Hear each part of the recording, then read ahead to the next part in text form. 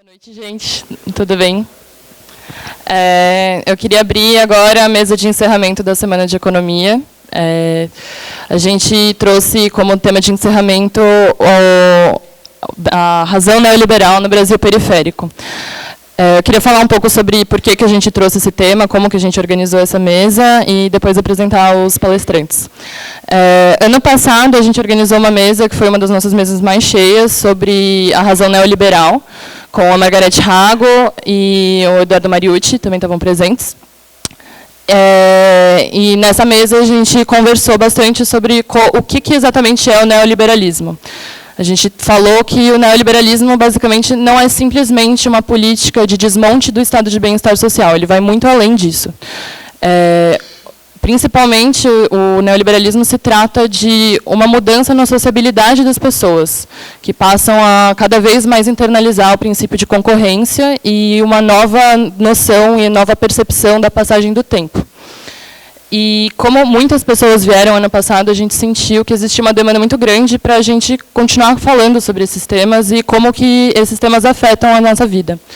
Então, por isso, a gente trouxe para esse ano uma discussão que aplicasse mais essas questões sobre o neoliberalismo na realidade do Brasil. E quais são as especificidades e como que essa racionalidade chega aqui. Que é muito diferente, por exemplo, da realidade que o Dardot e o Laval falam no livro Nova Razão do Mundo, que trata principalmente do pensamento e da realidade da Europa.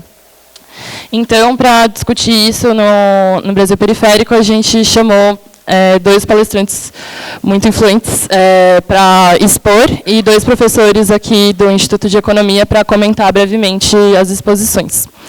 Então, vamos lá.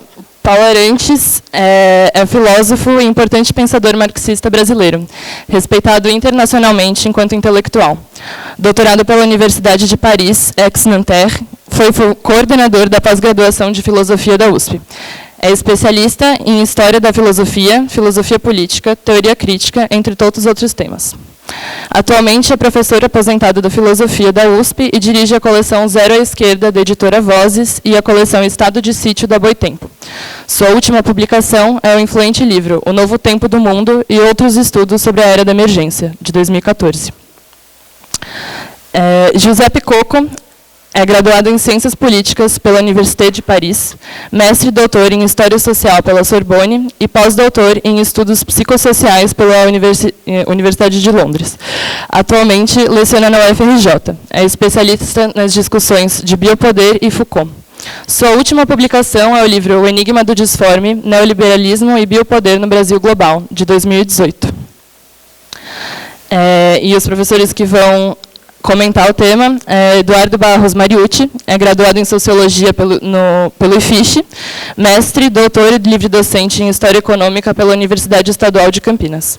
Atualmente é do programa de pós-graduação Santiago Dantas, da Unesp, Unicamp e da PUC São Paulo, e atua predominantemente na área de História Econômica, História Geral, Economia Política Internacional e Teoria das Relações Internacionais, trabalhando recentemente com o tema do pensamento neoliberal. E tivemos que fazer uma substituição. A ideia original era que a Adriana Nunes falasse, mas o Alex vai substituir ela. Então, o Alex Wilhans, ele é graduado, até pós-graduado aqui na Universidade na Universidade de Economia de Campinas, e ele é membro colaborador do estudo de... Nossa, gente, desculpa. Membro colaborador do Grupo de Estudos Neoliberalismo, Subjetivação e Resistências do Instituto de Estudos Avançados da USP, do qual fazem parte também o Dardot e o Laval. Dardot e o Laval, e coordenador do Centro de Estudos de Relações Econômicas Internacionais daqui. Então, bom, acho que podemos dar início à mesa, depois das apresentações. Paulo, se você quiser comentar.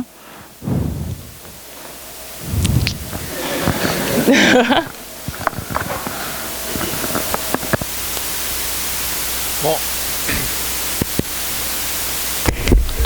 boa noite.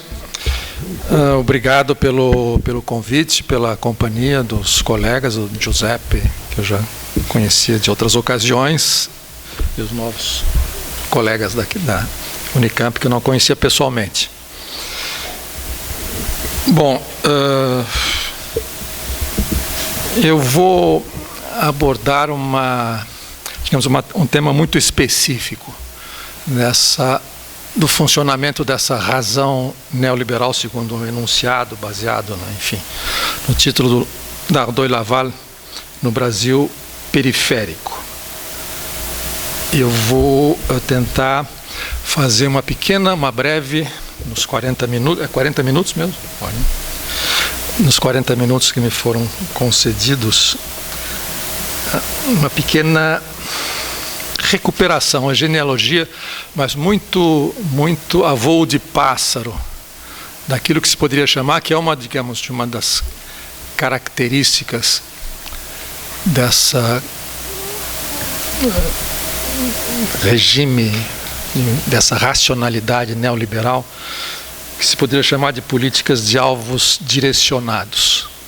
E para chegar a isso, eu vou puxar por um fio muito amplo, é um voo muito amplo, e não dá para ser mais específico em tão pouco tempo, e nem tenho todos os elementos disponíveis, é uma pista a ser pesquisada. De modo que eu vou partir do seguinte paradoxo, que é o fato de, digamos, nada mais emblemático, nada mais característico da assim chamado neoliberalismo, né, mesmo redefinido de maneira interessante pelos nossos amigos da Ardoy Laval, com uma racionalidade governamental, com uma tecnologia política de governo de populações, entre outras coisas, mas não só isso. Nada mais característico do que as famosas, o grande debate quando o neoliberalismo oficialmente desembarcou no Brasil, era a oposição entre políticas sociais universalistas versus focalizadas. E o paradoxo do qual eu vou partir, espera aí, eu vou pegar meu casaco porque o ar-condicionado está quente. O paradoxo é o ar-condicionado. No inverno. No inverno, ar-condicionado no inverno, ele tem calor. Não sou o João Gilberto, minha voz vai continuar. É que vem pelas costas, eu tenho um complexo de Napoleão. Napoleão dizia que preferia um exército pela frente do que uma corrente de ar nas costas. Então, bom, o paradoxo é o seguinte, nada mais emblemático do que programas sociais ou políticas sociais focalizadas. Isso pode ser uma definição de política neoliberal stricto sensu, nível jornalístico. Ora, o paradoxo é o seguinte, políticas sociais focalizadas, o sucesso, a implementação dessas políticas sociais focalizadas se deu numa ordem político-social dita democrático-popular ou de esquerda, assim por diante, na era petista, na era Lula. E, inclusive, exportado mundialmente como best practice, como sucesso mundial. Isto é, o sucesso mundial de um programa específico, de uma política especificamente neoliberal, se deve ao esforço, ao zelo, ao engajamento do campo antagônico, o antagônico no sentido da alternância regular, não significa antagonismo no sentido fundamental, se os nossos autores têm razão. Bom, então é essa ambiguidade, essa ambivalência, essa situação paradoxal que me interessa explorar. E eu vou partir, como eu disse, eu estou interessado em políticas de alvos direcionados, eu vou fazer uma espécie de rastreamento, digamos, conceitual. E eu começo só com uma referência da seguinte maneira. Eu vou tratar de uma política específica chamada também, eu não sou economista, mas também chamada de abordagem de tipo econômico da pobreza. Então, o foco é a pobreza, abordagem de tipo econômico da pobreza, e que resultou nesses programas, digamos, de alvos direcionados. E o mais famoso deles é o famoso Bolsa Família, do qual eu não vou entrar no mérito, no funcionamento, isso fica de lado. Bom, como é que se chegou a esse tipo? Como é que foi a formulação? Eu recomendo apenas, eu sou professor, então vou dar muita bibliografia, nós estamos também estudantes, eu recomendo que se leia um livro, uma tese fundamental, uma pesquisa fundamental de uma socióloga chamada Márcia Pereira Cunha, sobre justamente a abordagem de tipo econômico da pobreza.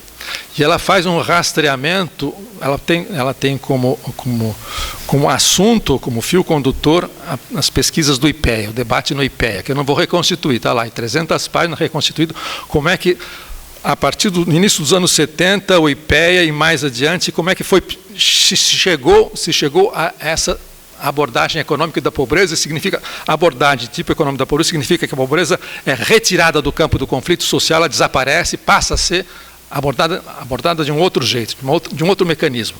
Ela recupera toda a história, o debate conceitual nas pesquisas no IPEA e passa justamente pela conjuntura do pós-Constituinte 88, passa justamente depois do impeachment do Collor, quando decolam, começa a ficar claro no horizonte da política social, no caso progressista, começa a ficar claro no período Itamar, a partir da ideia de que a fome é uma questão de urgência. Quem tem fome não espera, dizia o Betinho. A campanha pela cidadania vai... Isso é bem conhecido. Naquele momento, a pobreza começa a se deslocar da questão de direitos, por exemplo, ou do núcleo da questão social, e vai, aos poucos, derivando para a urgência humanitária da fome, para mais adiante se tornar um problema de segurança. Ora, eu não vou reconstituir, ela reconstitui todo o debate sobre crescimento e pobreza, como é que começou um pensamento econômico dito crítico no período de transição, no fim da ditadura, se concentra nessa antinomia, nessa anomalia do crescimento e pobreza, o famoso livro, pesquisa publicada pela Comissão de Justiça e Paz em São Paulo, até chegar à questão de milagre econômico, concentração de renda, pobreza, e por aí vai, até o que me interessava é o seguinte, depois isso vai ficar... Como é que... Num certo momento, lá pelos meados dos anos 90, o debate chega a uma figura especial chamada o pobre, e esse pobre começa a ser chamado de alvo. É nesse momento, é isso que me interessa. Eu queria saber como é. Eu conversei com a Márcia, minha amiga, falei, Márcia, como é que a expressão público-alvo e o pobre como alvo aparece na sua tese assim, você vira a página e tem ainda o favor das aspas, mas depois continua normalmente, não há nenhuma estranheza nisso. Eu não sei, de fato não tinha pensado muito nesse assunto, mas a significação é óbvia, não é tão óbvia assim. Bom, então meu ponto de partida é o seguinte, como essas políticas focalizadas de combate à pobreza foram um sucesso internacional, houve uma espécie de celebração nacional da invenção dessas políticas de êxito.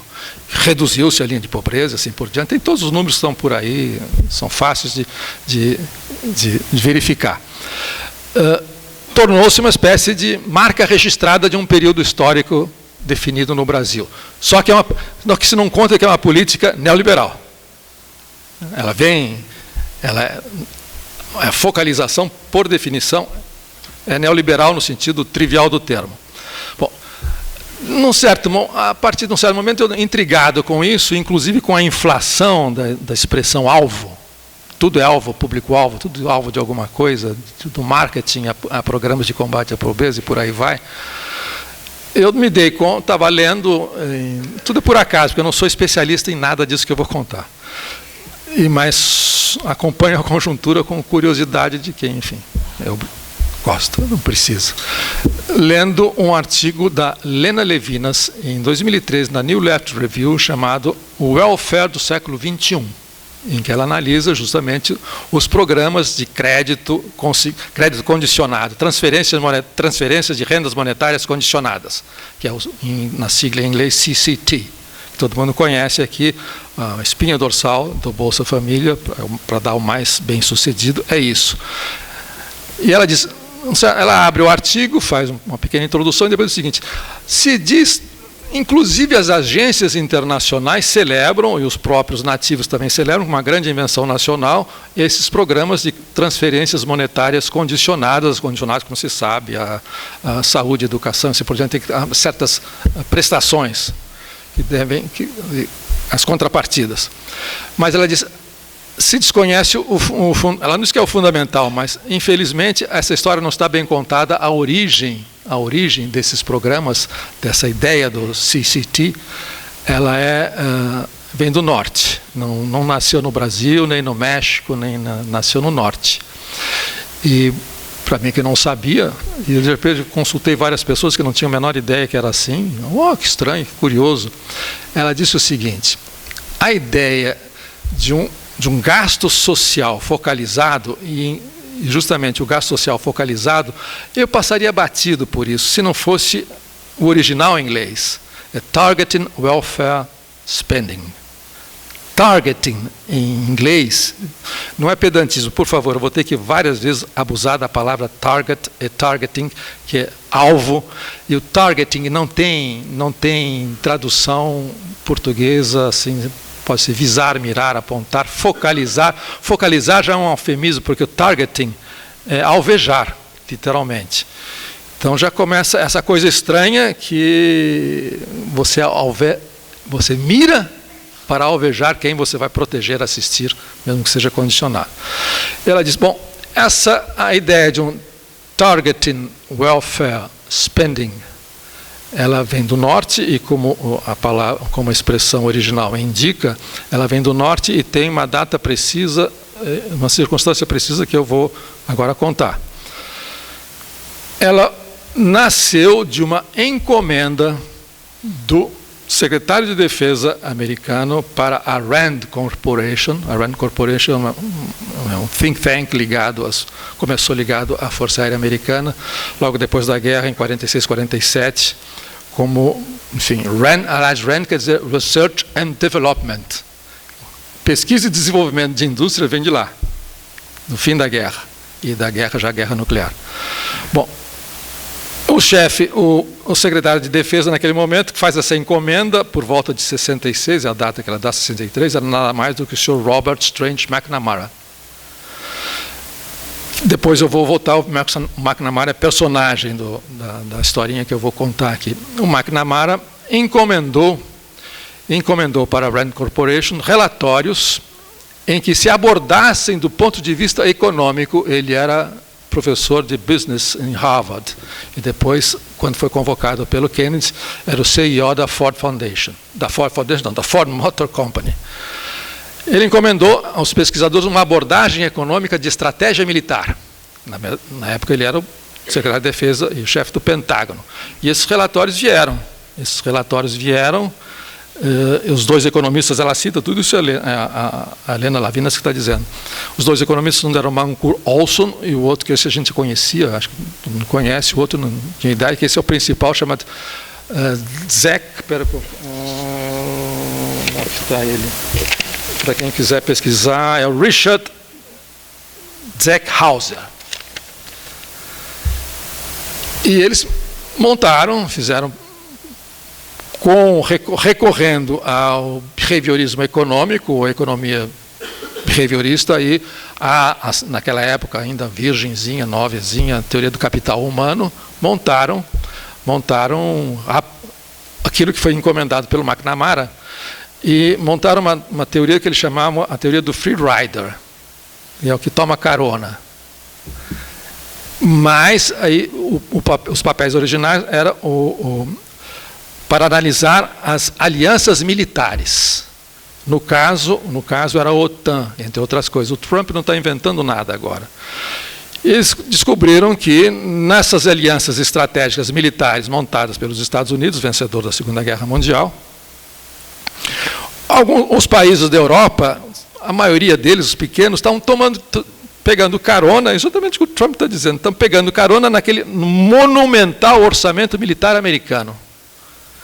Como evitar isso? Então, vinham várias recomendações para como evitar isso, e montaram uma teoria socioeconômica, tal, um planejamento para evitar que isso ocorresse. Num determinado momento, 2 anos depois, isso, diz a Helena, em 2, 3 linhas. Em 68, um deles, esse Zeckhauser, tem uma ideia e diz o seguinte: quem sabe, aproveitando o know-how agora e o sucesso de nós enquadramos a OTAN, os caras estão... Então, descobrimos um mecanismo de fazer os pequenos países se enquadrarem e suarem a camisa e pagarem o que lhe é devido para a proteção que eles têm no guarda-chuva militar americano. Que são preguiçosos, são vagabundos, não fazem nada, aproveitadores. Quem sabe nós aproveitamos esse know-how nosso, que é de abordagem econômica da estratégia militar, para reformular os programas sociais do governo americano federal. Isto é, como estimular os pobres a deixarem de ser free riders nos programas de assistência social do governo federal americano.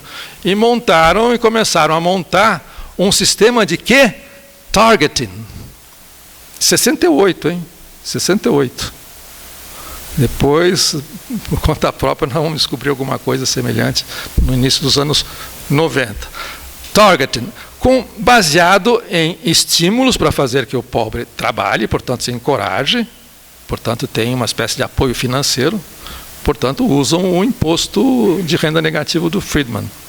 E também coerções, isto é, contrapartidas, isto é, transformar, se ele não corresponder, isso é, se ele não aceitar, digamos, isso como trampolim para o emprego subremunerado, que é o baixo emprego, se ele não aceitar isso, ele vai padecer da burocracia, um ordeal. Nós temos que programar um ordeal, um sofrimento, um calvário, até ele chegar à sua meta. Pode ter um estímulo positivo e um estímulo negativo, behaviorismo perfeito, mas o capital humano, porque ele está investindo em si mesmo, porque ele vai poder, talvez, sair.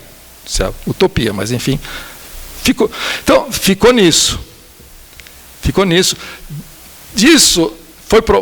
Eles propuseram, então, pela primeira vez, um programa de despesas sociais focalizadas, o targeted, para o Nixon, que não deu muita bola e ficou por isso mesmo. Bom, esse é o primeiro ponto. O segundo ponto é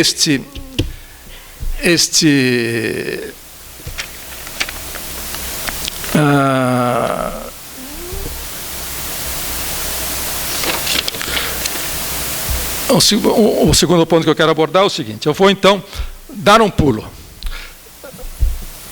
Mais adiante, esse programa, até onde eu conheço, eu li um pouquinho, ele é inteiramente implementado naquilo que um autor chamado Jamie Peake escreveu, chamado Workfare. Como é que se dá o welfare pelo trabalho e o trabalho precarizado nos Estados Unidos. Mas isso é um outro capítulo que eu não quero me desviar por aí.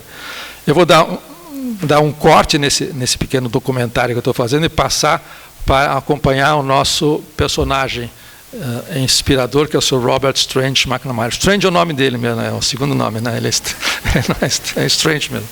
É um personagem tanto. Por que ele pediu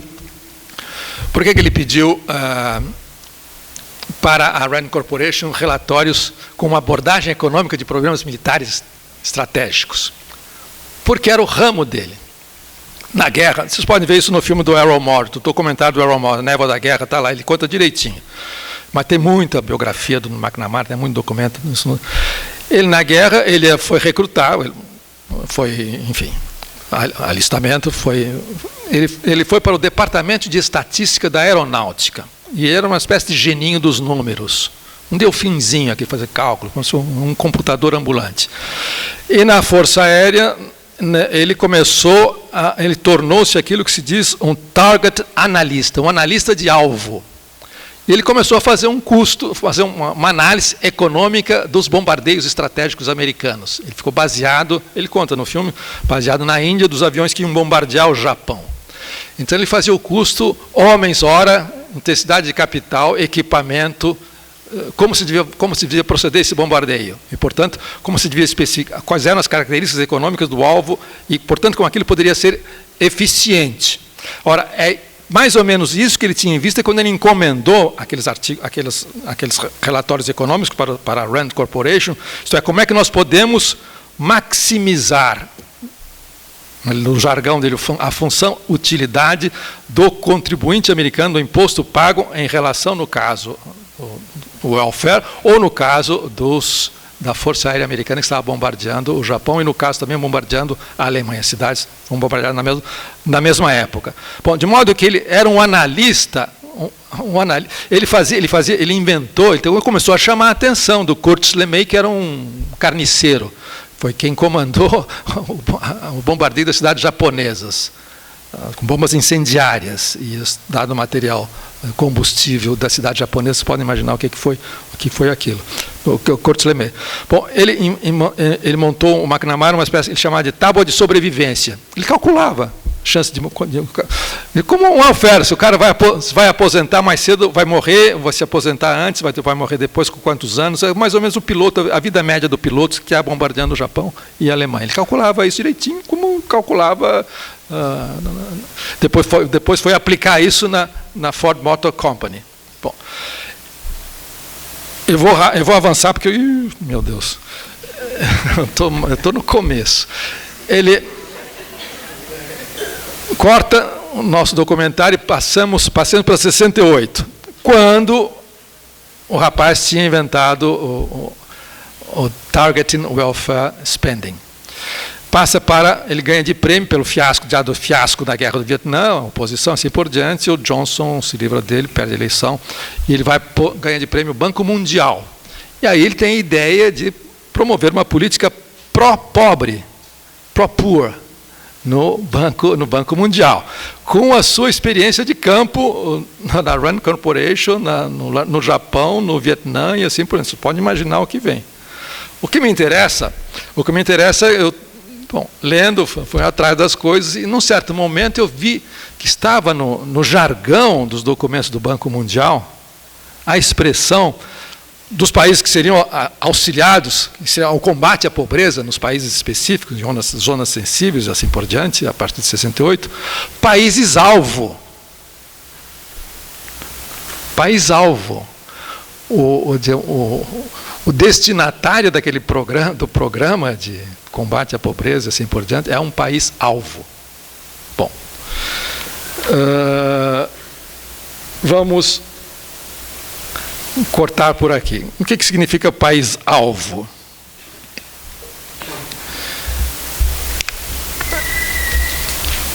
Uma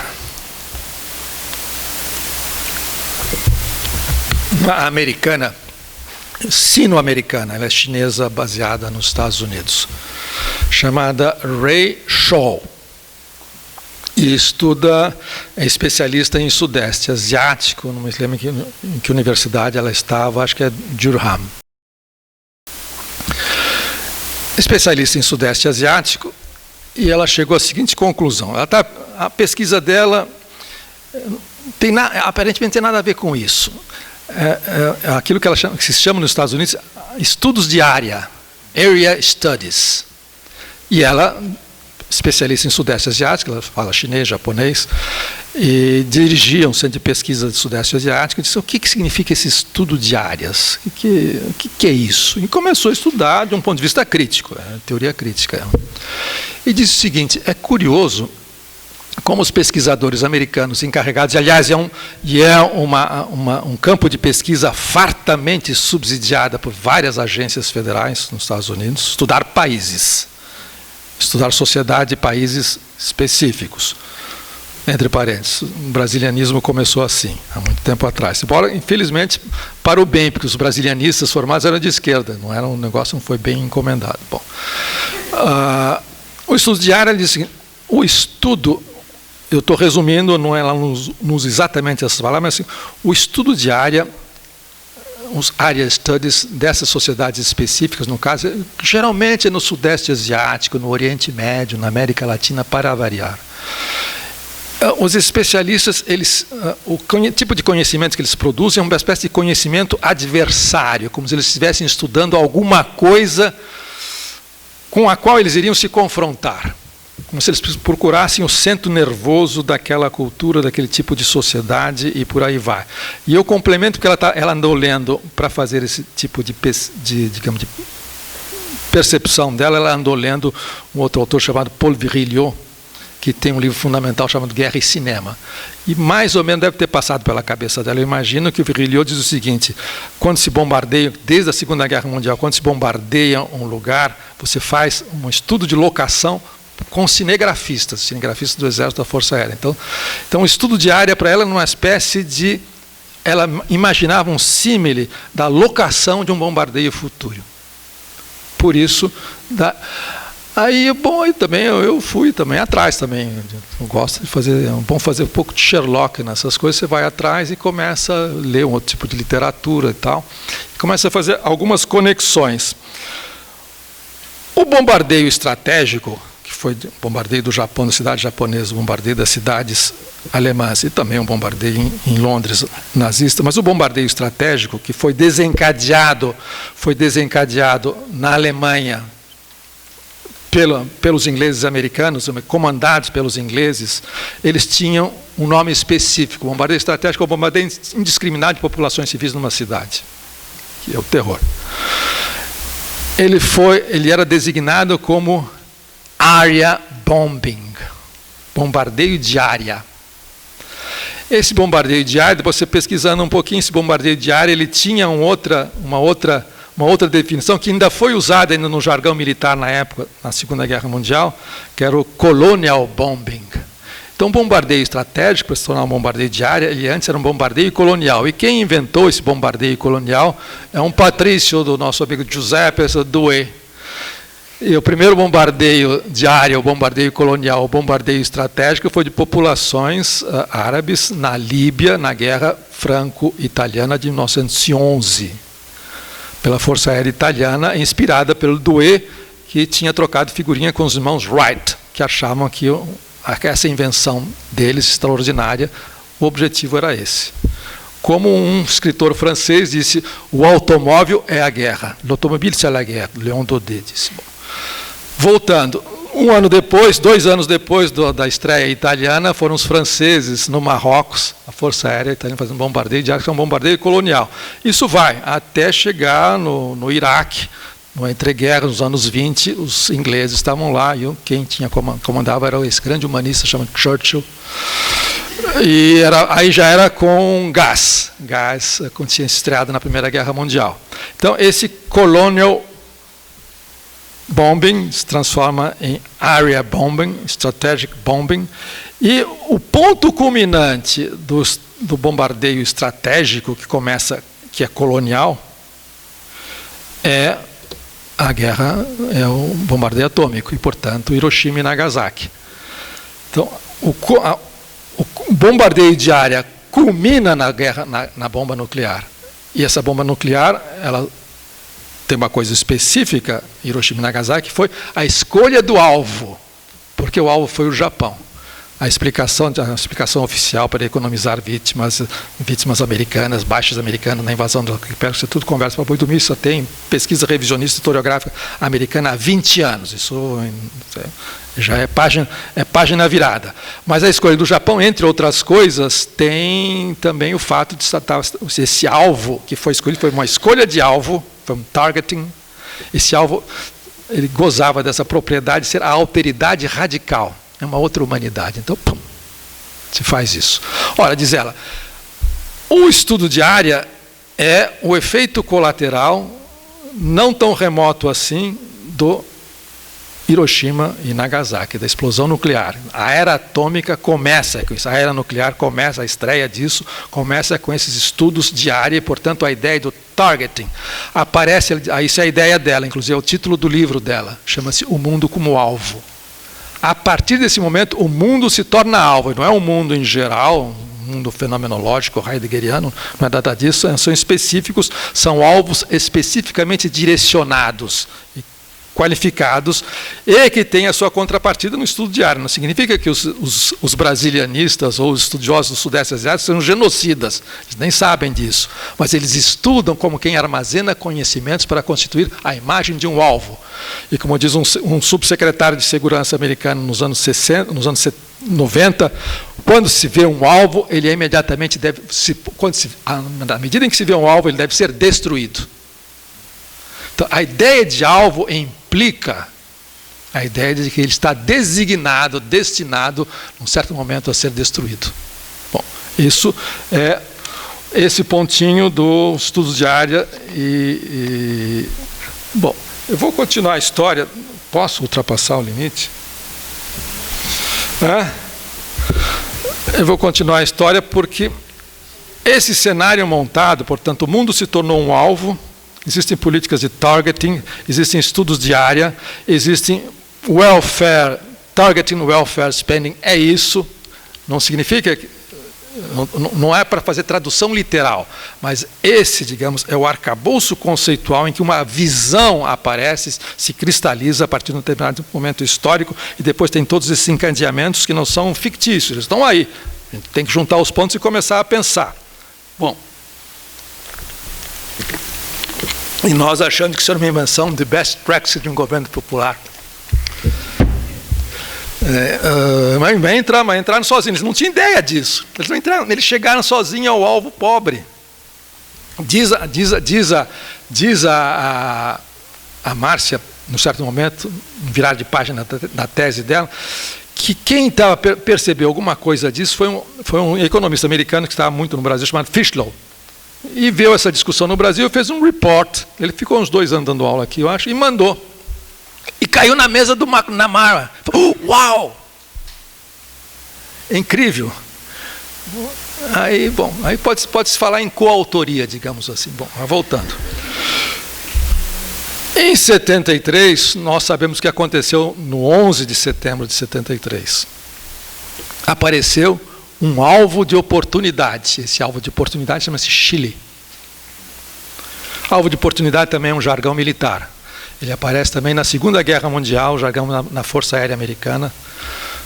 Nos bombardeios significava o seguinte: ao voltar da sua missão, quando sai em missão, uma esquadrilha aérea tem os alvos determinados, isso, aquilo é bombardear e volta.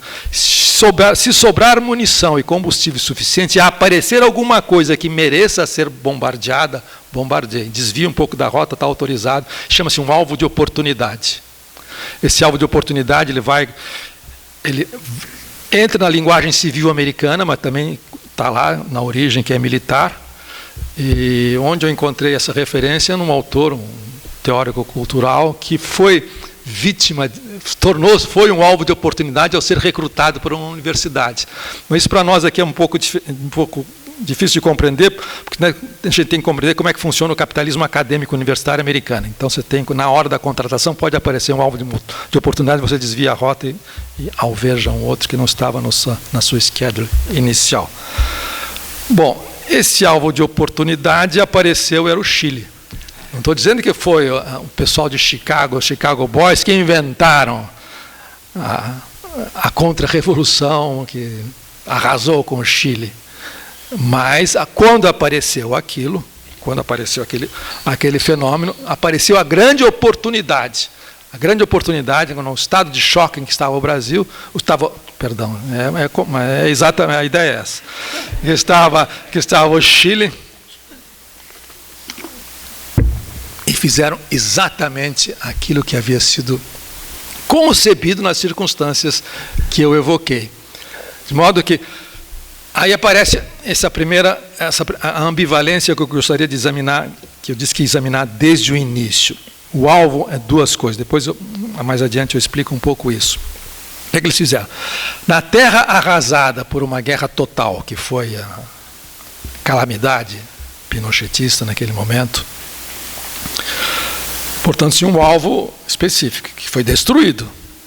Mas nessa terra arrasada e reocupada, passou-se a um programa de reconstrução daquilo que foi destruído. Tal mais ou menos como foi na Europa depois da Segunda Guerra Mundial.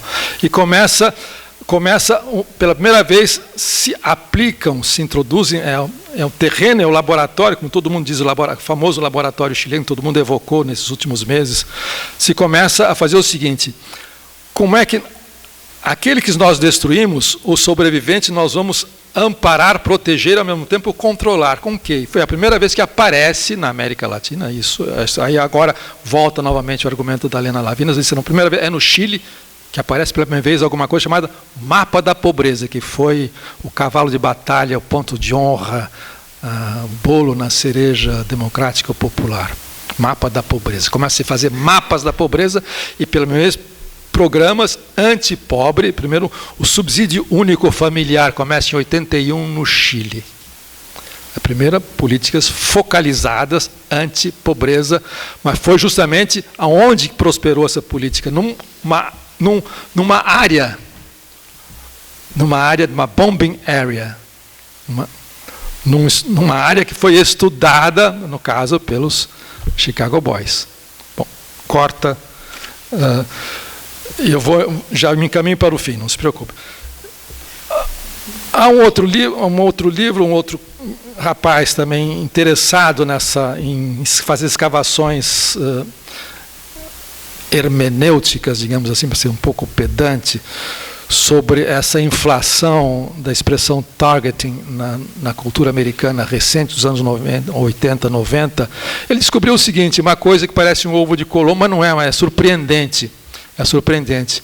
Ele falou, o que quer dizer target, alvo em inglês, vem da onde? Ele descobriu, não é targa, uma expressão targa, do que comparece tanto no francês antigo, no alemão antigo, no inglês antigo, e targa se refere a um pequeno escudo que os arqueiros levavam para um combate e para a defesa, um pequeno escudo, que ele não explica, também ele não é um etimologista profissional. Foi aos poucos de um dispositivo de defesa se transformando em alguma coisa ofensiva, porque correspondia ao sentimento de ameaça ou de perigo. E, portanto, ele foi aos poucos se substantivando, se tomando uma forma verbal, passando a ser ofensivo, portanto, um alvo que se deve atingir, alcançar e destruir. De escudo, ele passou a ser alvo, a ser destruído.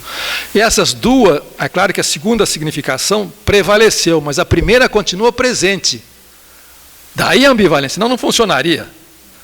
Isso aí seria genocídio direto. Seria a proteção e, ao mesmo tempo, virtualmente destruição. Isso está na raiz desse targeting welfare spending. Por isso que a palavra inglesa é decisiva e o foco desaparece. É um eufemismo, o foco. Embora seja... Bom, então, eu encerro com três imagens.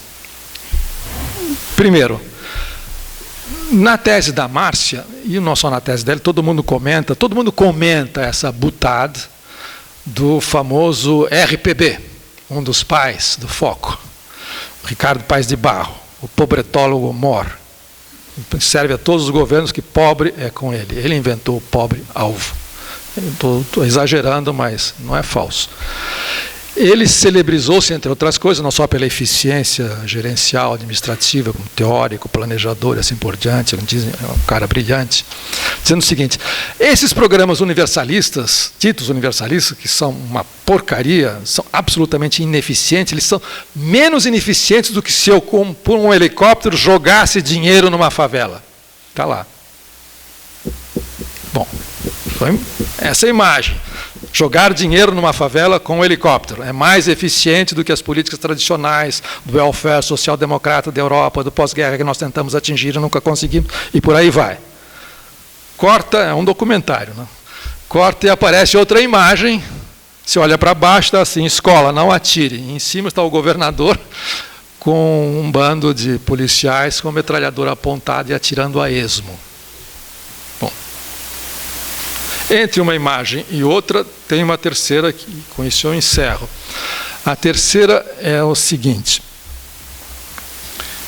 É uma fala de um instrutor, de um oficial instrutor da Força Aérea Americana contemporânea. Essa fala, eu sou professor, eu sou da bibliografia.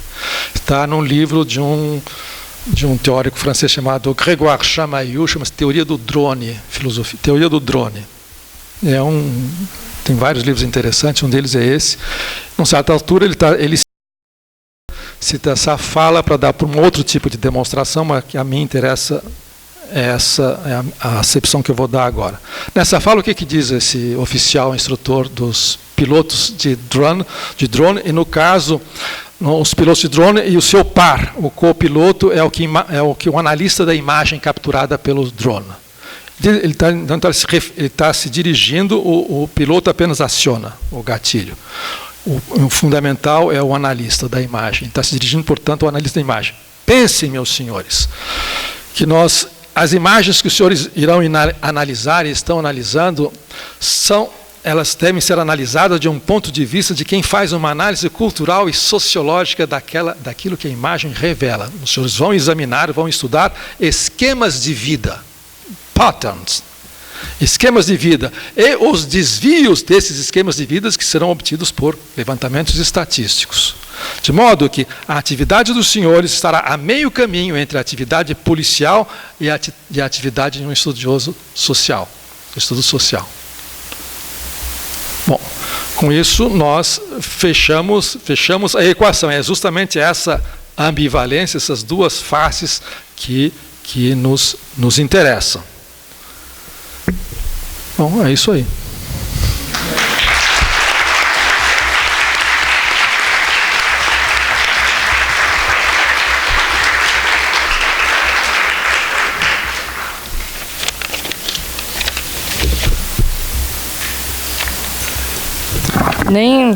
Nem precisou ultrapassar o tempo. Giuseppe, por favor. Bom, boa noite a todos e, naturalmente, eu queria agradecer o convite dos organizadores, que é um prazer estar aqui. Então, eu vou lá para a minha apresentação. Bom, teria vontade de começar a dialogar com o Paulo, né, sobre a apresentação que ele acaba de fazer. Já tivemos a oportunidade de conversar sobre isso, sobretudo no lançamento de um livro lá que o Paulo teve a gentileza de comentar lá em São Paulo, né? E, bom, a coisa curiosa que eu queria colocar aqui, mas eu vou deixar para o debate depois de fazer essa interação com relação à Bolsa Família, é que eu tinha, nem sei se eu tenho uma posição diferente, não digo oposta, né? É claro que fica na base da ambivalência, né? Mas da ambivalência ou da ambiguidade dessa biopolítica, né? Como política sobre a vida ou como potência da vida. Isso é fazer viver, que também é um fazer morrer, né? E no início das polêmicas em torno do Bolsa Família, eu publiquei na Folha um artigo assinado também pelo Negri, que escrevemos juntos, mas enfim, eu que estava acompanhando aqui o debate, apoiando o programa, né, que tinha como título o Bolsa Família, embrião de renda universal. Aí, acho que vai ser uma boa voltar sobre isso, porque se por um lado eu continuo pensando que uma série de análises do primeiro governo Lula podiam ser corretas do ponto de vista das apostas sobre essas ambiguidades, ao mesmo tempo acho que a avaliação geral que eu fazia estava errada, e aqui estamos. Mas, enfim, estava errada e acho que não fui o único, muita gente errou, acho. Mas acho que uma das grandíssimas dificuldades que nós temos hoje para enxergar um caminho para manter as armas da crítica ainda eficazes, né? Então, com relação ao tema da mesa de hoje, eu, na realidade, inclusive com relação a essa perplexidade enorme que eu tenho com relação ao que aconteceu nos últimos 12, 15 anos no Brasil, a minha tendência é pouco fugir do Brasil, mesmo que esse livro que lançamos foi sobre o Brasil, era pegar um pouco por uma dinâmica global, para depois chegar a debate sobre o neoliberalismo na periferia. Então, eu preparei, na realidade, a minha apresentação assim, em 5 tópicos, mais ou menos, 4, 5 tópicos, em torno do que me parece que são uma série de inflexões, de transformações, de desafios, né? Então, vou pegar isso de maneira muito abrangente, muito global, né? Para depois chegar, eventualmente, a um diálogo com esse tipo de debate mais específico sobre a biopolítica ou a necropolítica, né, na periferia como uma das formas do neoliberalismo. Bom, a minha ideia é, começando pelo primeiro tópico, é que, na realidade, essa razão neoliberal, ela hoje está em crise. Ela está atravessando uma dupla crise. Isso não significa que ela tenha se esgotado. Aliás, o Brasil é a demonstração de que nós temos uma crise política, uma crise social, uma crise de governos, uma crise da representação. A única coisa que continua são as reformas neoliberais, né? Porém, isso não deixa de ser extremamente contraditório, sobretudo quando a gente coloca isso num contexto geral. E aí, nós podemos dizer que nós temos, por um lado, a permanência da crise da governança da globalização que aconteceu em 2007 e 2008. Né? Embora os impactos dessa crise financeira em 2007 e 2008 não tenham sido imediatamente comparáveis àquilo que aconteceu em 29, podemos dizer que a economia global ainda não encontrou um equilíbrio, uma dinâmica, um caminho de crescimento, né? E, por outro lado, isso mostra que as finanças, elas não são um elemento específico, um desvio, uma esfera que poderia ser reorganizada com uma recentralização das atividades que caracterizam o capitalismo global. Ao contrário, na medida que elas entram em crise, elas aparecem com essa crise como o cerne, a dinâmica fundamental da governança capitalista contemporânea. O segundo elemento para caracterizar um pouco o contexto no qual a gente se encontra, eu chamaria como que uma aceleração algorítmica do capitalismo, e que essa aceleração ela acirra os processos de destruição do emprego e as contradições internas ao próprio capitalismo, ao próprio neoliberalismo. E, em seguida, a gente pode colocar isso numa sequência, né? Terceiro momento, podemos dizer que existe uma inflexão, que essas contradições e esses limites, esses problemas, eles se manifestam, a meu ver, numa inflexão, numa linha de contradição que atravessa as elites, né? E que a gente pode resumir de maneira simplificada na oposição entre globalistas e neossoberanistas. A gente pode pensar que isso é um jogo de teatro, que não é verdadeiro, que não é estrutural, porém eu acho que tem elementos interessantes de uma crise que a gente não pode simplificar e subavaliar, de uma crise interna às elites, sobre as elites que apostam ainda na globalização e a emergência de elites que, ao contrário, apostam em uma nova forma de soberania e que a gente pode dizer que todo mundo chama isso de populismo, mas que tem a ver com essa alt-right ou com uma forma de fascismo. Bom, o termo de fascismo ele é inflacionado, né? Mas, enfim, a gente pode voltar. Eu acho que existe alguma coisa com relação à qual eu acho que as nossas dificuldades, ou as dificuldades da crítica de pensar as lutas, pensar a emancipação, ela passa por uma dupla dificuldade, no sentido que o trabalho, assim como ele é hoje no capitalismo contemporâneo, quer dizer, as classes subalternas, elas apanham ao mesmo tempo dos globalistas e dos neossoberanistas. Então, nós temos absolutamente duas frentes que não são exatamente complementares e iguais entre elas. Quando eu digo, então, vou passar para o segundo momento de reflexão, que diz respeito a essa aceleração algorítmica, que, a meu ver, eu vou aqui só apenas apontar de maneira muito rápida, mas me parece que ela é um elemento de aprofundamento das contradições e das transformações com relação à qual a gente pode voltar a discutir essa figura do pobre como targa, como um pobre que leva uma targa, né? Targa em italiano é aquela placa que você coloca no carro, né? Com um número, né, e identificação. Salvini sabe disso? Você sabe. Então, Salvini sabe. Então, o que é essa aceleração algorítmica? Bom, um aumento colossal da capacidade e velocidade de cálculo em rede, né, e de transmissão das informações, que é o fato de uma computação que se tornou planetária, né? Hoje, nós temos essas redes de dados, de algoritmos, de programas, de máquinas, e essas mega indústrias, né, que tem com essas siglas da literatura de apologia, né, do capitalismo de plataforma, né? Agora, que é chamada de GAFAM, né? Google, Amazon, Facebook, Apple, Microsoft.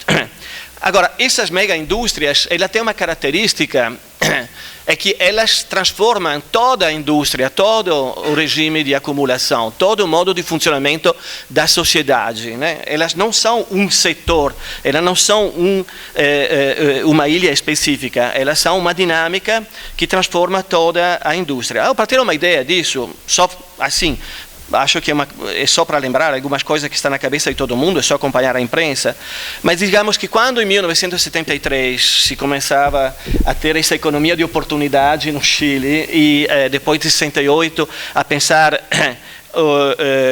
a relação entre a economia e welfare com relação aos pobres de maneira diferente, a primeira placa eletrônica, o primeiro chip da Intel que foi inventado naquela época, né, ele tinha 2.400 transistores. Hoje, em 2018, o chip da Apple, do último modelo de iPhone, ele tem 9 bilhões de transistores. Esse chip que hoje é produzido, na realidade, é produzido por outros softwares e por outros algoritmos. Quer dizer, a informática passa muito tempo produzindo outra informática, produzindo a si mesma. Esses chips que têm essas características que nenhum homem desenhou, que nenhum homem teve a capacidade, mas que são produzidos pela própria dinâmica da rede dos algoritmos, né, e da informática, nós temos hoje 80 bilhões que são produzidos por ano. Desses 80 bilhões, apenas 2 bilhões eles são destinados a computadores e a telefones e a smartphones. O resto vai em um número infinito de objetos e, portanto, nós temos exatamente aquela máquina universal onde a informática se aplica a todo qualquer objeto, a todo qualquer produto, né? E esses objetos difusos, eles passam a produzir um número incrível de dados, né, e de isso que é chamado de Big Data, e esses dados passam a ser processados de maneira cada vez mais rápida e sistemáticas. Que dados são esses? São os dados que dizem respeito aos sistemas de vida, às formas de vida. As formas de vida, nossas formas de vida, hoje elas são continuamente modelizadas nessa que é chamada de catedral informática, né? E essa catedral informática, como os analistas dessa aceleração algorítmica, né, ela funciona quase que como uma máquina da fé, né, que agencia abstrações, processos, pessoas, né, e onde os algoritmos têm como que esse poder mágico, né, de transformar a realidade por meio de protocolos, procedimentos e rituais, como acontecia ou acontece ainda nos casamentos, nos tribunais, nos ritos dos xamãs, né? Então, essa dinâmica algorítmica, ela passa por uma série de paradoxos e de contradições, né? Por um lado, nós temos uma clivagem crescente entre o que é visível e invisível, né?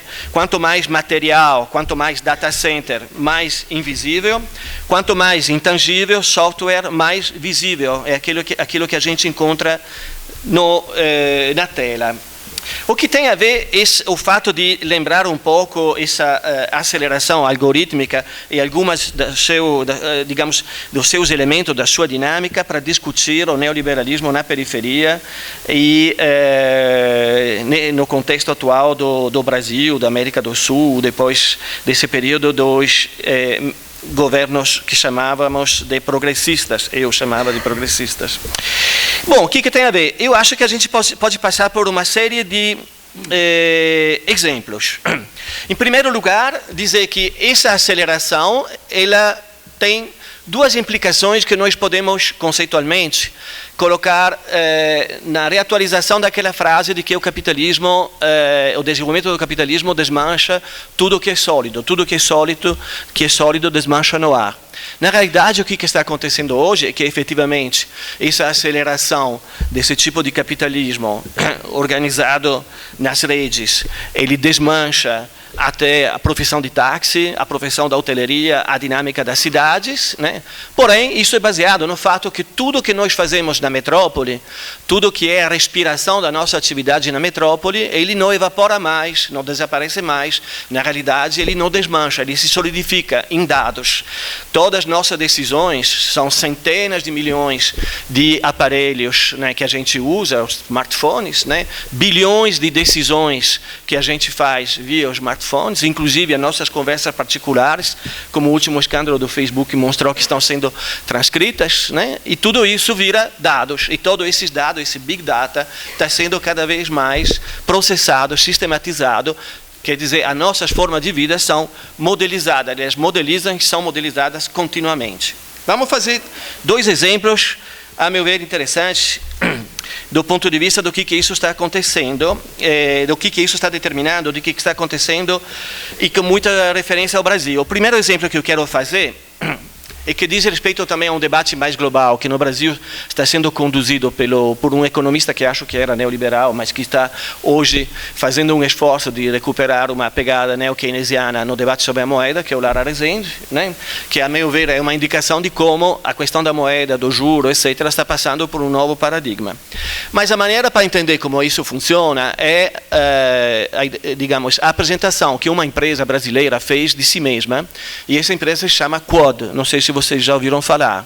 Ela fez uma publicidade de uma página inteira nos maiores jornais brasileiros, e essa Quod é uma joint venture entre os principais bancos privados, públicos e globais no Brasil, Itaú, Bradesco, Caixa Econômica Federal, Banco do Brasil, e é uma empresa de alta tecnologia que tem como objetivo, como target, a implementação empresarial, do ponto de vista desses grandes bancos, de algo que foi votado nesses últimos meses, que é o cadastro positivo para a gestão do crédito. Não sei se vocês ouviram falar, né?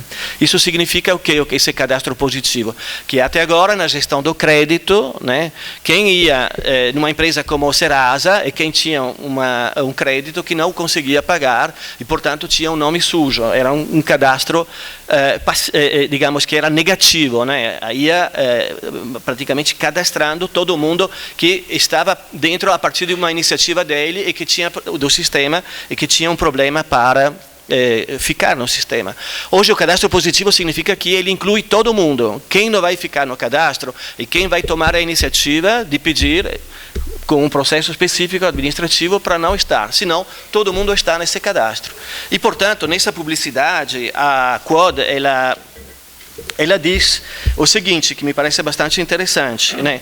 Hoje, 20 a 30 milhões de pessoas têm acesso muito limitado ao crédito, apenas 11 milhões de pessoas têm uma adesão voluntária ao cadastro do crédito, e o objetivo, fundamentalmente, é de chegar a 120 milhões de pessoas no Brasil, né? Numa inclusão, digamos, num cadastro de, como se diz, de crédito, aonde todos os elementos do histórico do pagamento das contas, do serviço de telecomunicações, do pagamento da água, da luz, vai permitir que seja possível fazer análise do crédito aos consumidores não bancarizados e a inclusão de consumidores anteriormente excluídos. Quer dizer, ao mesmo tempo que essa Quod, ela tem uma parceria com uma startup, né, uma empresa de novo tipo, algorítmica, que tem um algoritmo específico que se chama Full Face.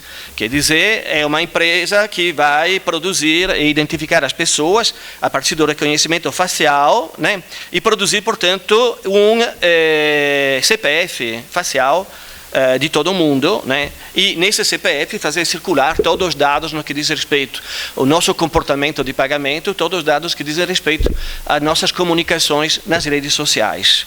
Então, o que temos aqui exatamente é um exemplo no Brasil, né, de como essa biopolítica altamente inclusiva, ela vai desenvolver, digamos, a dinâmica de targeting. Então, o que nós podemos dizer com base nesse exemplo da Quod e com relação à questão do cartão de crédito? Preciso lembrar que o Bolsa Família foi distribuído por meio de um cartão, não de crédito, porém de um cartão, que pode virar a ser um cartão de crédito, né? É que hoje o cartão de crédito, ele é a nova carteira de trabalho. Então, a relação de débito e crédito, ela substitui tendencialmente a relação capital-trabalho. A segunda dimensão disso é que essa carteira é altamente inclusiva. No cadastro positivo está todo mundo incluído, ao menos que alguém tome a iniciativa de pedir para ser excluído. Então, ela é altamente incluída. Só que essa inclusão ela não implica mais uma homogeneização prévia a partir da inclusão em um sistema de proteção ou em uma relação salarial formal. Ela é uma inclusão a partir da sistemática modulação dos fragmentos que nós somos, né? E a terceira dimensão é que se o cartão de crédito é hoje a nova carteira de trabalho e que essa carteira é altamente inclusiva, esse cartão é fundamentalmente um algoritmo. É fundamentalmente um algoritmo. O segundo exemplo de como é que essa aceleração algorítmica funciona é a transformação na literatura dos estudos estratégicos do conceito de guerra. E tem tudo a ver, e isso dialoga totalmente com a evolução dos bombardeios estratégicos e com as suas transformações mais recentes, né? Com essa transformação da atividade de polícia em uma atividade de exército e da atividade de exército em uma atividade de polícia. Aliás, no número atual da revista Piauí, tem uma reportagem que não tem grandes conceitos, mas extremamente longa e detalhada, sobre o que resta da intervenção brasileira no Haiti.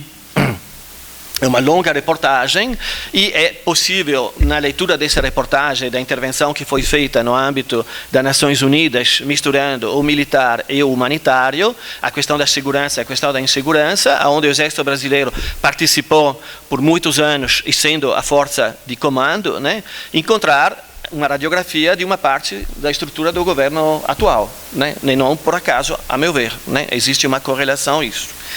Então, o que está acontecendo com relação à guerra é que, por um lado, a gente não sabe mais o que a guerra é. Quer dizer, a relação amigo e inimigo, ela não encontra mais a possibilidade de uma decisão simples, ou mesmo que seja demagógica, ou mesmo que seja a partir de relações de dominação. Na realidade, a guerra se torna cada vez mais confusa. Essa relação de amigo e inimigo se torna cada vez mais confusa. Ninguém sabe mais o que a guerra é, porém, todos os analistas dessa nova forma de guerra estão dizendo que ela já está acontecendo. Então, é esse que é um pouco esse paradoxo, né? Deixando de lado, eventualmente, a volta também de um enfrentamento estratégico, como essa recente explosão nuclear em uma base russa pode indicar. Todo mundo está dizendo que hoje a nova forma de guerra não é mais uma guerra mundial de conflagração generalizada, mas é um mundo de guerras cada vez mais difusas, dentro das quais circulam os estados de exceção, e dentro dos quais o exército se torna polícia, a polícia se torna exército. Exatamente como a gente pode ver nessa circulação do exército e polícia, cada vez mais no caso do Rio de Janeiro, né? Inclusive com a formalização da intervenção recente, e nessa circulação de ida e de volta, né, entre o Brasil e o Haiti, entre missão de paz e a articulação de um novo tipo de governo. E aqui a coisa que é interessante ver é que, a meu ver, é que a alt-right, nessa confusão entre o amigo e o inimigo, né, a nova direita, e essa confusão entre amigo e inimigo a gente pode reencontrá-la também nas formas da representação política, né? Embora fazendo um pouco de ginástica, de simplificação, mas eu acho que é importante fazê-lo, né? Quando a gente pensava, desde o final da década de 70, a crise da representação, né? Anunciava essa crise da representação com as transformações sociais, novos movimentos sociais, a emergência de uma multidão, estou falando um pouco dessa literatura pós-operaísta a qual eu participei, né? A gente pensava em uma crise da definição do que seria a direita, do que seria a esquerda, né? E na realidade, quando a multidão apareceu, por um lado, ela não resolveu todos os enigmas de uma política democrática, né? Mas pelo outro, o que assistimos não foi o desaparecimento da direita e da esquerda, mas a mistura entre as duas. que, a meu ver, é uma das características quando a gente fala do que aconteceu com o neoliberalismo na passagem entre diferentes governos aqui no Brasil, né? A gente tem uma crescente polarização direita-esquerda, até a situação retórica por enquanto, mas também que virou governo e que não sei até onde vai parar, né, no Brasil. Mas quanto mais essa polarização direita-esquerda é radicalizada, na realidade depois a gente encontra uma mistura de comportamentos parecidos. Quero fazer o exemplo do Rio de Janeiro mais uma vez. No Rio de Janeiro, por causa da crise, por causa do modelo dos mega-eventos e da sua falência, tivemos uma mudança política mais radical do que em São Paulo, né? Com o governador que era desconhecido até pouco tempo antes de ser eleito, né? Mas a presidência da ALERJ, da Assembleia Legislativa do Rio de Janeiro, é do único deputado estadual do PT. Então, para ter uma ideia, né, de como, por um lado, você tem essa radicalização crescente e, por outro lado, como isso vai se misturando continuamente, né? Então, eu encontrei num livro de um oficial brasileiro, né, sobre a guerra na era da informação, onde ele diz: a incorporação das dimensões humanas e informacional tornou difusa a percepção acerca do locus do conflito.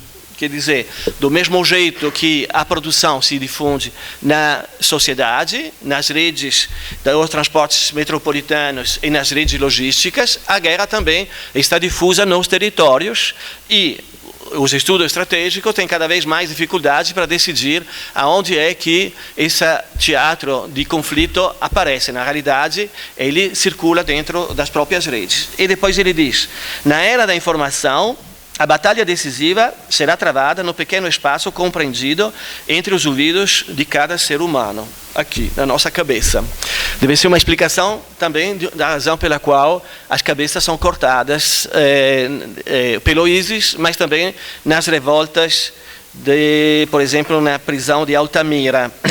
Então, o que isso diz respeito? Diz respeito ao fato que essa ambivalência das políticas de targeting, ela chega os seus elementos, digamos, as suas dimensões mais radicais, né? E que ele implica, por um lado, essa nova dinâmica de mobilização de um trabalho que não é mais pago, que não é mais assalariado e que modula continuamente os fragmentos, né? E por outro lado, que essa mobilização ela inclui diretamente uma nova forma de guerra que os estudos estratégicos definem como uma guerra molecular. E essa guerra molecular, ela mistura os elementos de guerra total com esses elementos de uma guerra flexível, né? Aliás, na história da guerra total, é interessante lembrar que os historiadores... tem esse bombardeio teorizado por um italiano que depois a Itália não tinha condições de fazer industrialmente, né? Então, a teoria foi, como muitas vezes na Itália, muito mais para frente do que a dinâmica material, né?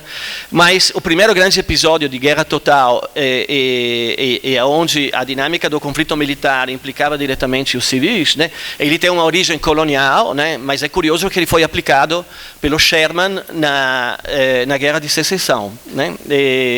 E o Sherman aplicou as táticas que ele usava contra os índios seminoles, né? Quer dizer, de atacar a própria população e as condições de vida, e passou a usar isso na luta contra os sulistas, nas batalhas contra os sulistas.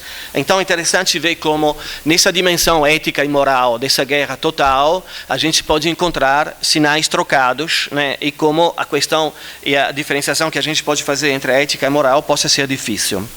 Enfim, nesse contexto, portanto, eu gostaria de apontar, resumindo, 2 ou 3 questões para o debate, e que são: a primeira, o desafio dessa guerra difusa e molecular, com relação ao qual o Brasil, né, pode virar, apesar de ser periferia, um teatro de experimentação, no qual sempre esse tipo de guerra molecular, difusa, entre a polícia e o exército e polícia, sempre existiram e estão se aprofundando e se amplificando. A segunda linha de reflexão é que esse espaço, o espaço dessa guerra molecular, é fundamentalmente o espaço da grande metrópole. E nos estudos militares, né, o pessoal fala de megacities e das megacities como favelas. Estou concluindo, né? E, para terminar, a guerra e a política, ela vai, digamos, acontecer em torno da produção de subjetividade. Então, diante disso, eu acho que a gente tem uma nova direita que se propõe, em função de conjunturas específicas, de encontrar uma solução aos desafios e aos enigmas que essa guerra molecular, ou que essa biopolítica, que é ao mesmo tempo uma necropolítica, ela coloca para as lutas e para o debate político em geral. Eu acho que a nova direita, ela se apresenta como aquela que é capaz de reintroduzir um nível de decisão e de decidir quem é o inimigo. E que a organização da nova direita é essa tentativa de simplificar e de propor a cada vez um inimigo, que é claramente o imigrante, quando a gente pega Trump, quando a gente pega o Brexit, são os bandidos, né? Agora a gente pode ver como os inimigos são os comunistas, né? Ou pode ser os fascistas, não sei. O inimigo pode ser a China, né? No caso do Trump é muito claro, no caso do Bolsonaro quase era, né? Parece que convenceram ele a não fazer isso. No caso do Brexit é a União Europeia, né? Então, diante disso, há uma teorização que é interessante, a meu ver, de um autor americano chamado Mackenzie Ward, que não sei se vocês já ouviram falar, que fala do fato que o que está desmanchando hoje é o próprio capitalismo. E que, na realidade, estamos em um novo modo de produção, e que esse novo modo de produção se chamaria de vetorialismo. E esse vetorialismo, na realidade, seria a organização não mais de uma acumulação a partir da propriedade dos meios de produção, que continuaria com a indústria, o capitalismo industrial, mas a partir do controle dos vetores. Dos vetores, quer dizer, das dinâmicas inspiradas no Virilio, nas dinâmicas de logística que caracterizam os processos de desterritorialização e reterritorialização que atravessam as redes algorítmicas. O que tem de interessante nessa proposta do vetorialismo é que, na realidade, ele diz os vetorialistas, que seriam fundamentalmente o capitalismo californiano, eles exploram ao mesmo tempo a indústria e o trabalho subalterno e um trabalho que não tem mais emprego. Então, nesse sentido, ele fundamentalmente daria bem uma imagem interessante. Eu não estou absolutamente aceitando ou tentando dizer que estamos nesse novo modo de produção, porém, acho interessante essa hierarquização que ele faz entre o que seria um capitalismo vetorializado, totalmente cosmopolita, organizado em rede, e o que seria, por outro lado, uma dinâmica de um trabalho que é mobilizado sem mais ser pago, que é a nossa subjetividade, essa subjetividade do cadastro positivo, e, por outro lado, forma de produção industrial que são localizadas aonde as condições de guerra e de gestão biopolítica da mão de obra são as melhores possíveis do ponto de vista da acumulação. Isso explicaria um pouco as contradições internas a gente encontra no governo atual, nos governos anteriores no Brasil, no que diz respeito à implementação das políticas neoliberais, e as contradições que caracterizam o debate na União Europeia e nos Estados Unidos, em particular com essa emergência da guerra comercial, né, que o Trump está começando, né, e que com um discurso que a gente reencontra na Europa, né, que por enquanto ainda não é eleitoralmente majoritário, porém é muito forte na Inglaterra, na Itália, na Hungria, a emergência na Espanha, na França, a experiência de Macron, etc., etc. Então, um quadro extremamente complicado. Só para terminar, dizer que, na realidade, apesar de tudo, nós temos uma persistência das mobilizações multitudinárias em Hong Kong, na Algéria, no Sudão e, em particular, na França. E quando a gente vai para a França com os gilets jaunes, os coletes amarelos, né, apesar da situação totalmente diferente, porém com muitas coisas parecidas com o que aconteceu aqui em junho de 2013, o que é interessante é que a gente encontra a mesma confusão no debate na esquerda e na direita, no sentido que o movimento ele atravessa as clivagens políticas e as representações políticas tradicionais. Então, vou terminar por aqui. Obrigado.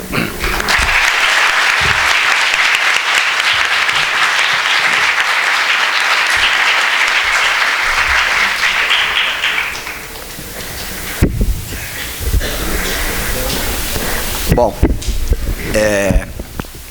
inicialmente queria agradecer aqui estar na mesa, né?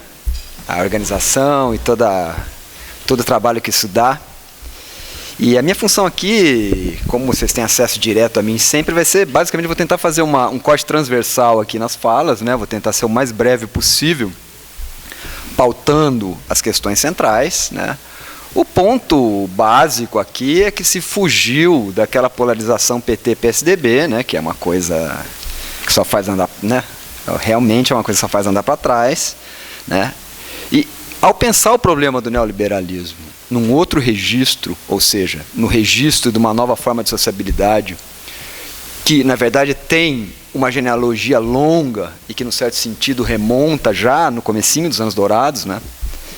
E eu acredito que, em grande medida, a semente do que nós estamos vivendo hoje já foi plantada lá, né? Mas o que seria aqui, eu acredito, um ponto para a gente pensar também em cima das falas, né? Eu acredito que uma operação fundamental que vai ocorrendo ao longo do tempo é que o aparelho de Estado vai se reconfigurando, ele vai perdendo aquela imagem de uma centralidade e vai se fragmentando em mecanismos disciplinares, né, que se conectam de forma complexa, né, e que não são tão simples, eles têm braços privados, os discursos vão se modificando, o modo como você concebe a sociedade, a vida e o homem vai mudando radicalmente, né? Isso vai se plasmando, né, nos anos 90 e em diante, inclusive aqui no Brasil, né, sobre a forma que nós estamos querendo chamar aqui de neoliberalismo. Eu vou propor uma definição provisória aqui, que vai ser abandonada depois. Para fugir das visões simplificadoras, eu acredito que uma das primeiras coisas que a gente poderia pensar e chamar de neoliberalismo é um complexo e multifacetado jogo de forças, né, forças sociais, que elas têm uma diretriz central, que é, na verdade, colocar e introjetar a lógica da concorrência em todas as dimensões da vida e, num certo sentido, produzir, para chegar no que foi discutido aqui, uma curiosa homologia dos atores, né? Isso, eu acredito que quem percebeu com mais clareza até hoje foi o próprio Foucault, no Nascimento da Biopolítica, né? Os desdobramentos que vêm depois são interessantes, mas acho que a raiz está lá. O que é essa ideia de uma homologia dos sujeitos? Por N vias. Pela via do Hayek, pela via do ordoliberalismo, pelos anarcocapitalistas, né? É um complexo cipoal de vias. Começa a se enraizar uma ideia de que a sociedade é composta por um conjunto de atores, esses atores disputam recursos escassos, né? Essa disputa, na verdade, ela só é peculiar do ponto de vista do homem, porque ele vai reunir dois tipos de capital, né? Um capital social, que ele vai criando na sua rede de relações pessoais, e um capital humano, que ele constrói pela educação. E, mais do que isso, né, os pais começam a pensar no quê? Como é que eles vão projetar biologicamente seu filho, né? E, num certo sentido, então, transformar esse sujeito numa empresa dele mesmo, a mais eficaz possível, né? E isso, por mais terrível que possa parecer, é um projeto inicialmente militar, né, de produzir um novo soldado, um novo homem, e é uma radicalização do projeto do homem fordista, né? Mas só que ele assume, digamos assim, consequências cada vez mais trágicas à medida em que essa lógica militar, como foi discutida aqui de formas diferentes, ela se entremeia na lógica civil e da organização das empresas. Essa é a história dos anos 50 e dos anos 60. Né? O que está acontecendo nesse período? Enquanto as pessoas estão imaginando a construção do welfare state, a ideia de uma liberdade positiva, o que na verdade estava acontecendo para valer? A militarização crescente da organização política e social, e que, na prática, produz o quê? Né, estou seguindo bem a esteira do Foucault. Produz uma forma de governar os corpos e governar o conjunto da vida social que, em última instância, se reduz a um problema de segurança e a um problema de contenção de distúrbios. Né? Veja, é evidente que a linha não é reta, né, como foi discutido aqui. Né? Essas transformações vão se desembocando ao longo do tempo e culminam nessa forma de organizar. Né? Isso tem um paralelo, né? Se eu vou fugir um pouquinho, embora esse seja exatamente meu campo de estudos, né, a questão da lógica militar e tudo mais, eu vou querer fugir um pouquinho dessa lógica e deslocar para uma outra dimensão, né, que é compatível com o que vocês falaram aqui, que é o seguinte: quando você está pensando desse jeito, né, pensando no quê? A proteção da identidade individual e da propriedade por um mecanismo complexo de segurança organizado por algoritmos e tudo mais. Inclusive, vou fazer uma pequena propaganda aqui. Na semana que vem, na quarta-feira, um ex-aluno meu, Alcides Peron, ele vai lançar um livro que discute basicamente o American Way of War, ou seja, o uso dos drones no combate. Mas o que é a discussão ali e que aí cola no que estamos falando aqui? Baseado, na verdade, numa trinca de livros do Virilio, né? Guerra e Cinema, Guerra Pura, mais um que é o Máquina de Visão, que está no meio termo aí. O que começou a se produzir nesse novo tipo de organização? Primeiro, né, os algoritmos que te fazem comprar coisas. Né? As pessoas ficam olhando muito para isso. Mas é essa mesma lógica que começa a ser aplicada para quê? Para identificar alvos, contenções, e o que importa, na verdade, não é tanto o uso do drone, mas o que importa é o conjunto e a concepção que você vai ter do que é uma ameaça, de como ela se organiza. O que tem mudado, isso é controverso, mas é cada vez mais sistemático, é isso que é a discussão do livro, é que você mudou um pouquinho a concepção de que você tem que buscar aqueles alvos mais convencionais que têm um nome, o Bin Laden, por exemplo. Agora, qual é a lógica? Esses mecanismos que rastreiam as pessoas sem pôr nome nelas, identificam conhecimentos, atitudes, e às vezes umas pessoas se reúnem num determinado local e o sistema cibernético identifica, aquele cara lá, ele tem conhecimentos para produzir bomba. O outro é um sujeito radicalizado. O terceiro entende componentes eletrônicos. Isso acende uma bandeira, né, um flag. Aí isso chega ainda para um humano, a ideia é que elimine o humano da jogada para neutralizar aquilo. Veja, é um preemptive levado às últimas consequências, entendeu? Você nem sabe quem está lá, pode ser uma reunião fortuita de pessoas, entendeu? Mas veja, aquilo é uma ameaça, entendeu? Porque você reuniu um comportamento que é improvável de acontecer, e com implicações o quê? Terríveis do ponto de vista da insubordinação social. Então o drone vai lá e explode à distância aquilo ali. Né? É evidente que isso gera tensões, porque pode explodir coisas que não tem nada a ver, e aí vira essa indistinção entre o que é uma guerra, uma agitação social. Isso é o campo desta lógica mais vasta, né, que nós estamos chamando aqui, de maneira até um pouco forçada, de neoliberal. Né? Porque, na verdade, isso é uma mutação geral, eu acredito, das formas de sociabilidade. Mas, então, eu queria, na verdade, destacar esse ponto, porque esse ponto aqui é o ponto, na verdade, que amarra as duas falas. Né? Na verdade, o que nós estamos discutindo, paradoxalmente, é a dissolução da ideia de homem. Né? Ela some. Aquele velho homem que foi forjado no iluminismo, que tem uma personalidade, uma vontade, um conjunto de direitos, né, que ele tem alguma criatividade, esse homem foi morrendo, né, ele foi desaparecendo. E o que surge? Esse conjunto de dados, na verdade, né, que dissolve a fronteira do humano e do não humano, do natural e do artificial. Né. Essa dissolução de fronteiras, na verdade, continua sendo funcional em algum grau para esse sistema de acumulação de vetores, se você quiser dizer assim, porque o que interessa, na verdade, não é tanto mais controlar as coisas, né, mas controlar suas virtualidades e os seus componentes. Né. Esse que é o eixo, eu acredito. Né. Então, nós estamos vivendo esse momento, né. Essa reorganização da guerra, essa reorganização da indústria, essa reorganização das formas de ganhar dinheiro, e que ela vai, na verdade, sendo, em última instância, uma lógica de controle e manipulação das informações. Não é? E que, para finalizar aqui, a rigor, isso está sustentado no Estado, em última instância. Né? Então, o que não se pode perder de vista, e eu acredito que as duas falas explicitaram isso de formas diferentes, o Estado não está desaparecendo. Né? Na verdade, o Estado está cada vez mais invasivo, cada vez mais poderoso, mas atuando de forma diferente, né, de forma mais rizomática, e que, em última instância, esse capitalismo que nós estamos falando aqui está baseado na proteção dos direitos de propriedade, né, só que redefinidos. Né.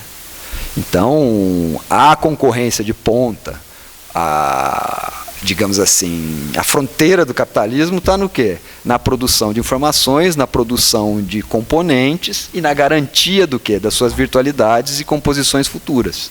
Né? Essa que é a fronteira. E essa fronteira apareceu pela primeira vez nos anos 70, né? Quando a tecnologia militar começa a sair dos laboratórios, né?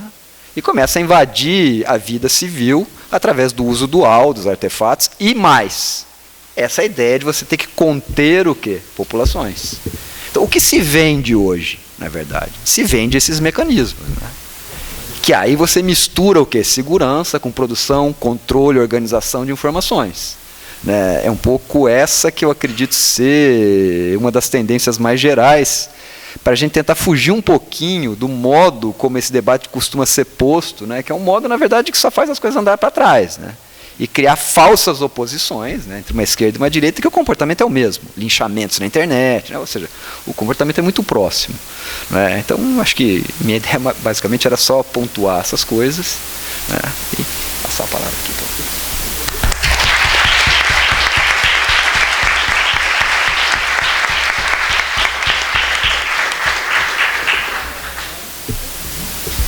Você quer que liga ou te passo esse aqui?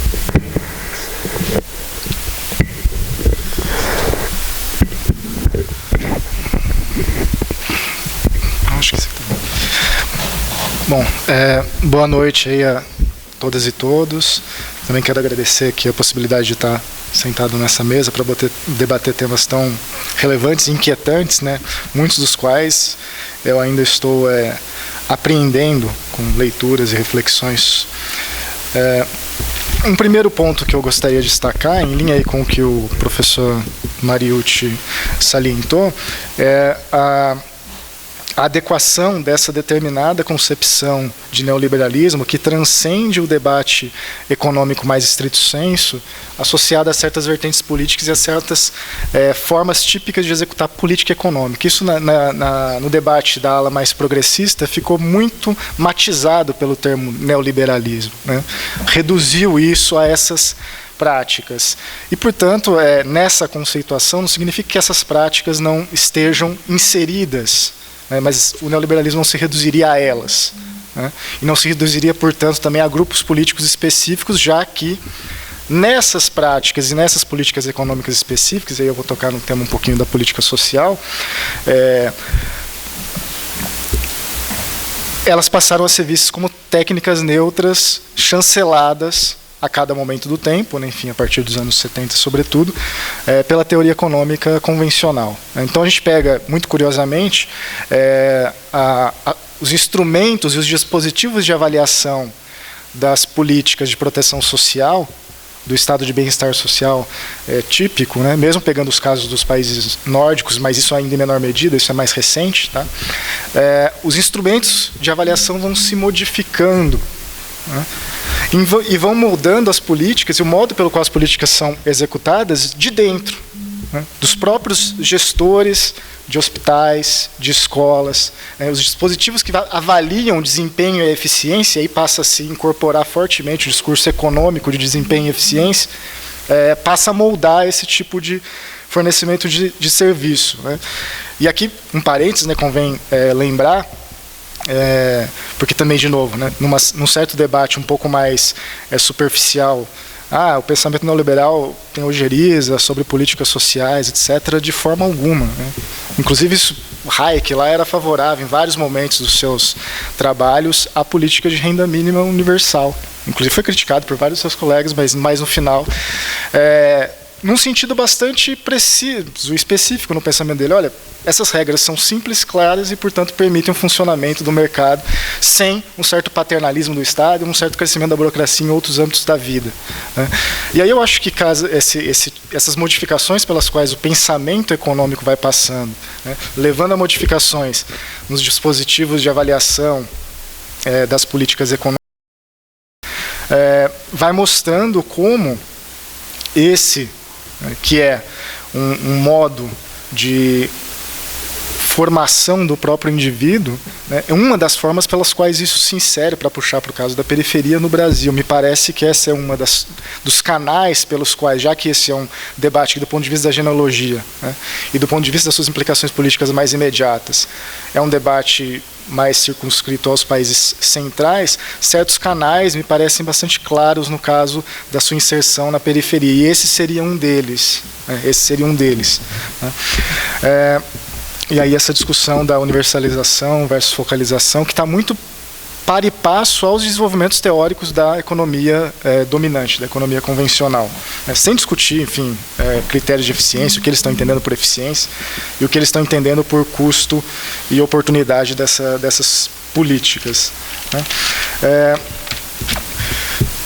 Nesse sentido, né, me parece que essa apropriação crescente, né, não apenas como vocês bem destacaram, não apenas da linguagem militar, mas das suas formas de pensar e refletir sobre os problemas, né, passaram a também compor o modo pelo qual, em particular nesses temas de política social, de fato os economistas produzem o que é considerado ciência econômica nesse âmbito, né? É muito específico mesmo, você tem que circunscrever determinados grupos, inclusive estudos, né? Você tem um grupo de controle para ver se é eficiente, né, com base em análise de custo-benefício e cálculos de funções de utilidade, né, considerando os taxpayer money e os que vão ser o alvo dessa política, né? Esse discurso combina-se muito com esses desenvolvimentos teóricos que vêm sendo apresentados nos últimos anos e que, como foi descrito aqui, tiveram o seu exercício em algumas localidades, aí, dadas essas oportunidades que surgiram no momento histórico, né? Mas essa discussão, que me parece bastante relevante, contemporânea, e eu gostaria de dar inicialmente um passo atrás, do ponto de vista da genealogia do neoliberalismo e das suas modificações, pensando aí no caso mais próprio, que é aquele que eu mais domino minimamente, né, da história do pensamento econômico.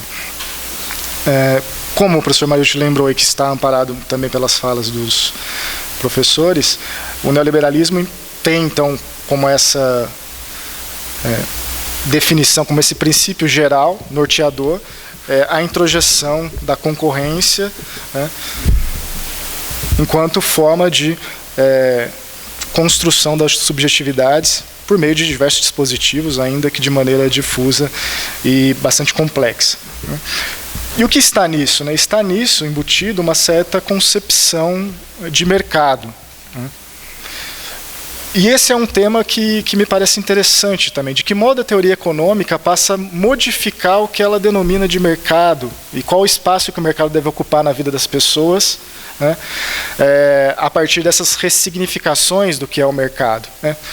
Para pegar um exemplo bastante convencional dessas diferenças possíveis, né, ainda que vários autores associados a isso que a gente está rotulando aqui de neoliberalismo, façam referências à tradição utilitarista ou liberal dos séculos 17 e 18, enfim. Se a gente pegar Smith como um dos expoentes do liberalismo econômico clássico, né, enfim, a concepção de mercado dele é radicalmente distinta da concepção de mercado que emerge nesses escritos de meados do século XX. Né? O que era o mercado para Smith? Bom, o mercado primeiro se fundava numa propensão natural, enfim, como vocês devem lembrar, à troca. Né? E o mercado era o espaço que reconciliava interesses divergentes. Né? Pois bem, né? Smith, perfeitamente ciente, bom, é o autointeresse que move no âmbito econômico os comportamentos e as motivações do ser humano, mas restrito ao âmbito econômico. Isso é uma concepção também importante, porque o ser humano smithiano ele tem uma pluralidade de motivações e comportamentos. Né? No âmbito econômico, o interesse, tudo bem, mas o mercado tem um sentido de reconciliar interesses divergentes, né? Ampliando para todas as camadas o bem-estar associado à disponibilidade de bens e serviços. Né? Quando a gente transita para a discussão mais recente, né? Associado a esses autores, enfim, Hayek e outros, o mercado é visto como um espaço da concorrência. E também aqui a noção de concorrência é bastante distinta daquela de Smith. Né? Mas uma concorrência aqui associada não a um processo posterior de homogeneização social, como resultado dessas múltiplas atuações, mas como um processo de diferenciação, e a diferenciação sendo valorizada, né? A diferenciação sendo valorizada como um sinal de sucesso. Né? E, portanto, me parece essencial essa dimensão, né? Ainda mais pensando em países periféricos, né? Nos quais o ponto de partida para a constituição das relações de mercado são muito diferentes. O grau de heterogeneidade já é brutal, social e econômica. Né? E isso, né? Associado, portanto, à imersão de dispositivos que valorizam essas diferenças, que já são brutais. Né? Valorizam ao mesmo tempo em que, aí também entra toda essa lógica algorítmica, vamos dizer assim, e o desenvolvimento tecnológico, valoriza essa dimensão e, ao mesmo tempo, que dá uma saída para esses indivíduos que seriam menos favorecidos nessas sucessivas rodadas de concorrência, né? Oferece uma saída que é uma saída típica desse tipo de organização social. E aqui eu estou me referindo basicamente às plataformas e a fornecimento de serviços via plataformas. Né? Por um lado, a discussão de precarização do trabalho, que é dramática. Né? Por outros, os mecanismos de controle que se estabelece sobre o trabalhador, horas de trabalho, quantidade de serviços que você fez por hora de trabalho. Então, me parece que, na verdade, o grau de controle sobre esse trabalhador aumentou brutalmente em comparação ao sujeito na fábrica lá, ao sujeito sendo cronometrado, porque agora ele se auto-cronometra e, quando ele aceitou lá permitir no aplicativo, ele está fornecendo todas as informações e, portanto, permitindo uma avaliação contínua dos seus indicadores de eficiência e produtividade, ao mesmo tempo que se sente, aí para pegar a perspectiva do Dado Elaval, como um empreendedor. Né? Eu estou empreendendo, né? Numa situação bastante dramática, como é o caso brasileiro de países de menor renda média e uma desigualdade gritante. Então, esses mecanismos de controle via algoritmo, aqui foquei no caso propriamente dessas plataformas, me parece que se associa fortemente com essa discussão de gerenciamento e governança das pessoas, ao mesmo tempo em que lhes dá uma percepção imediata de maior liberdade, de maior oportunidade de escolha, quando, na verdade, o controle me parece ser bastante maior do ponto de vista quantitativo, mas não apenas isso, né? É muito mais efetivo o tipo de controle que está se exercendo. Bom, só esses pontos que eu queria destacar e muito obrigado mais uma vez.